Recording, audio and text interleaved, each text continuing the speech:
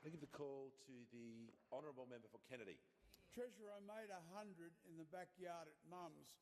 Tree houses, tyre swings, flashing footballs. Does the Australian dream still exist, or does the reality of crippling debt traumatise young couples? Your last 3 budgets acknowledge that regulatory burdens have driven house prices beyond affordability. Treasurer, why don't you become a federal government, cut the Gordonian knot and wreak can-I-like destruction upon power-drunk state and local government regulators?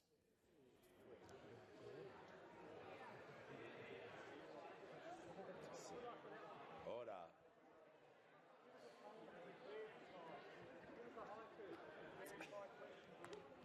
There was a lot in that question, and I'm looking forward to the answer. The Treasurer has the call. Thanks, Mr Speaker. It does have a certain appeal, the member for Kennedy. I appreciate the question about young people in particular, and I take the opportunity to welcome, as the Speaker did, Olivia. We're pleased you could make it in the end. We hope your exams went well. We assume if you won that competition, you probably nailed the exams as well. Now, when it comes to young people and to the beautifully nostalgic Queensland childhood that the member for Kennedy describes in his question, which is a little bit familiar to me from a couple of generations later, I wanted to say.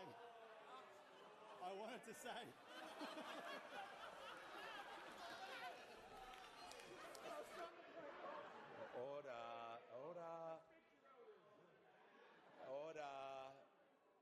I'm hoping for a Christmas miracle. The member for Kennedy. Mr Speaker, I asked a question about affordability, and we had to talk to someone in the gallery, Okay. and then a reference to his childhood. The member may resume his seat. All right. Okay. The point was on relevance. I thank the member. And the Treasurer was just referring to the question he was asked about. So you did mention that. So we'll give him another go. He's got the call. Thank you, Mr Speaker, and to the honourable member for the question. The reason I make that Queensland reference is because I wanted to begin by acknowledging, in a very Queensland way, that in our economy too often younger people and younger families get the rough end of the pineapple when it comes to the way that some of our policies are set up.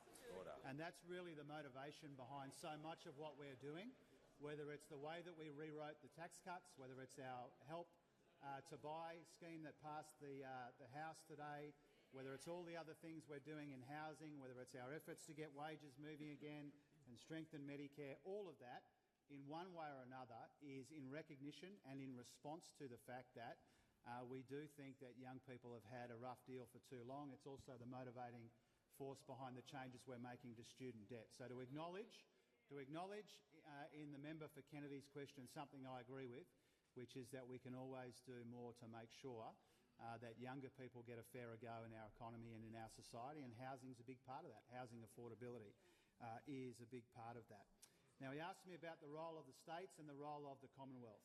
We have acknowledged, more than acknowledged, we have taken responsibility for a huge investment, a huge amount of Commonwealth investment in housing. I pay tribute to the Housing Minister and her predecessor for that, $32 billion. And that's because we know if we're going to build the homes that we need to make our economy fairer for young people, then we need everyone to do their bit, and we are doing our bit. The member for Kennedy asks me about the role of the states. There is a substantial role for the states here, whether it's in regulation or investment or in other ways, and I'll be convening the state treasurers on Friday here in Canberra to talk about some of these issues that he raises in his question. But if his question is there a role for the Commonwealth? Yes, we embrace that enthusiastically. If his question is there a role for states and state regulators? Of course there is. And if we are to build the homes we need for the young people to deliver that sense of intergenerational justice that he asked me about, everybody needs to do their bit. We're doing our bit. The states need to do their bit as well. Call to